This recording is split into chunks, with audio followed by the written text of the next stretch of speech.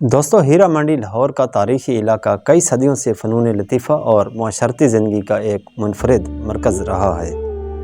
اس علاقے کی بنیاد مغل دور میں رکھی گئی اور اس وقت سے لے کر آج تک یہ مختلف ادوار سے گزرتا ہوا ایک مخصوص شہرت رکھتا ہے۔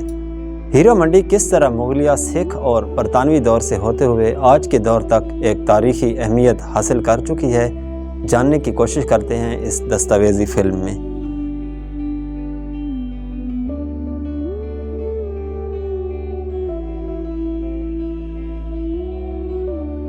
1526 سے 1857 کے مغل دور کے دوران لاہور کو ایک اہم اور تجارتی مرکز بنایا گیا۔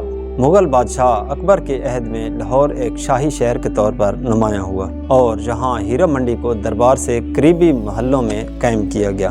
یہ مقام طوائفوں اور فنکاروں کے لیے مخصوص تھا جو شاہی محفلوں میں رقص اور موسیقی پیش کرتے تھے۔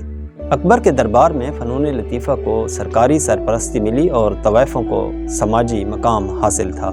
شاہجہاں کے دور میں یہ علاقہ مزید وسیع کیا گیا اور اس کے فنون میں مزید کمال پیدا ہوا۔ مہاراجہ رنجیت سنگھ کے دور میں لاہور کو سکھ سلطنت کا دارالحکومت بنا دیا گیا۔ رنجیت سنگھ خود فنون لطیفہ کا دل دادا تھا اور اس نے لاہور میں ثقافتی محفلوں کو فروغ دیا۔ طوائفوں کو ان محفلوں میں شرکت کی اجازت دی گئی اور ان کے فنون کو عوامی طور پر سراہا گیا۔ اس دور میں ہیرا منڈی کو ایک منظم شکل دی گئی اور طوائفوں کے لیے باقاعدہ رہائشی مکانات یعنی کوٹھے تعمیر کیے گئے۔ جب انگریز دور آیا تو مغربی اثرات اور تجارتی سرگرمیاں یہاں پر اثر انداز ہوتی رہیں۔ برطانوی دور میں ہیرا منڈی نے ایک نئے رنگ میں ترقی کی۔ انگریزوں کے آنے کے بعد یہاں مغربی طرز کی محفلیں سجائی جانے لگیں اور یہاں کی عمارتوں میں مغربی طرز تعمیر نمایاں ہوا۔ برطانوی افسران اور اعلیٰ طبقہ یہاں وقت گزارتا تھا اور اسے رائل روڈ کے قریب ہونے کی وجہ سے خاص اہمیت حاصل ہوئی۔ اس دور میں ہیرا منڈی کو تفریحی مقام کے طور پر جانا جانے لگا اور یہاں کی روایات میں مغربی اثرات بھی شامل ہوئے۔ دوستو، اب آتے ہیں قیام پاکستان پر۔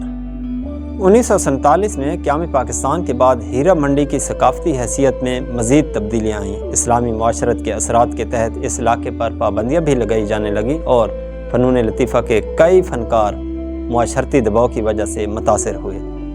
1970 اور 1980 کی دہائیوں میں جنرل ضیاء الحق کے دور میں اس علاقے کو مزید محدود کرنے کی کوشش کی گئی اور یہاں ثقافتی سرگرمیوں پر پابندیاں لگائی گئیں۔